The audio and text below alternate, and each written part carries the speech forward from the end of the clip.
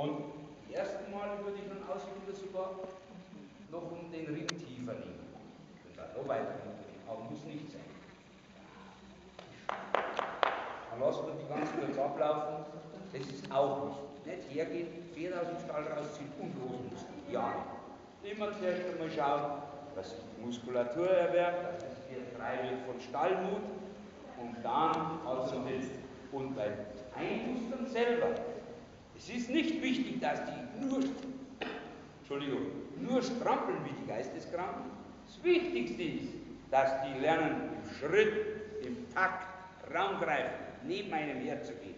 Dass die lernen, durch jede Pfütze durchzugehen, neben einem, ohne einen über den Haufen zu rennen oder rückwärts umzudrehen. Und dass sie vor allen Dingen gelassen und ruhig, beliebig lange stehen bleiben. Sie wurde schon ans Gebiss gewöhnt, aber sie ist mit Sicherheit noch nicht gewohnt an das Gebiss und auch an den Gurt. Wie verhält sich diese Stute jetzt? Hat sie Angst? Hat sie starke Angst? Ich glaube, da können wir alle mit dem Kopf schütteln. Haben Sie irgendwie das Gefühl, wer kann ein bisschen was sagen?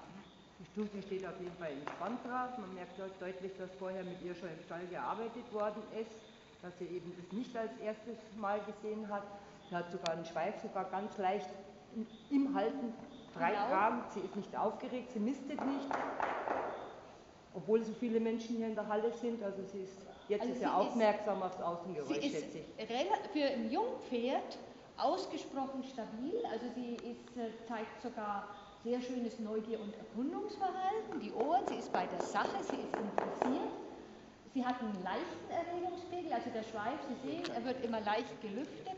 Ein einziges Mal, wo sie Angstsymptomatik gezeigt hat, ich weiß nicht, wer das gesehen hat, wie die eine Kollegin hier hinten den Mistbollenträger gesucht hat.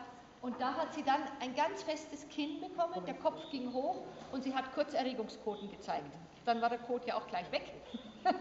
Aber es war also nur diese ungewohnte Handlung hier hinter der Bande. Aber so jetzt zeigt sie sich eigentlich in einem hochinteressierten Zustand, Interesse am, was passiert jetzt, und neugierig. Und Neugierde ist mit der wichtigste Motor fürs Lernen, also wenn man ein neugieriges Pferd hat. Und man sieht, dass sie noch überhaupt keine schlechten Erfahrungen gemacht hat, sondern nur positive Erfahrungen. Dann gehe ich natürlich anfangs, ausnahmsweise, nicht rechts rum, sondern links rum. Wenn ich der Führende und gleichzeitig der Nachtreibende bin, dann gehe ich anfangs links herum. Zuerst natürlich Griff, ihn stehen lassen, dass er ruhig steht, dass er lernt, wie er macht. Hopp. Hopp.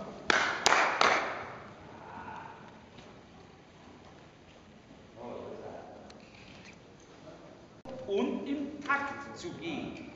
Und erst wenn er absolut im Takt geht und sich so zeigt mit ihm, dann muss man anfangen, dann kann man anfangen, dass man allmählich steigert, bis man dann das Maximum raus hat. Das ist wichtig, und wer vermittelt schon nicht der Rat, die Welt ja ein. Und sie fing jetzt mit dem Knirschen an, was Herr Wallner ja schon hervorgehoben hat. Das hängt meines Erachtens nach sicherlich jetzt mit dieser Situation zusammen. Wenn Ihnen das passiert, wenn Sie Ihr Pferd allein arbeiten, dass es plötzlich mit dem Knirschen anfängt zu erzählen, dann muss das für Sie ein Signal sein. Entweder passt das mit dem Gebiss nicht, Herr Wallner schon darauf hingewiesen, bei mir stimmt alles, oder aber Ihre Anforderungen sind zu hoch. Die Anforderung ist jetzt zu hoch, weil wir nicht wegen der Übung, sondern wir sind gestresst worden. Und also nur wenn es bei Ihnen zu Hause passiert, das Umfeld ist gleich, das Pferd beginnt zu knirschen, das Gebiss ist in Ordnung, runter mit den Anforderungen.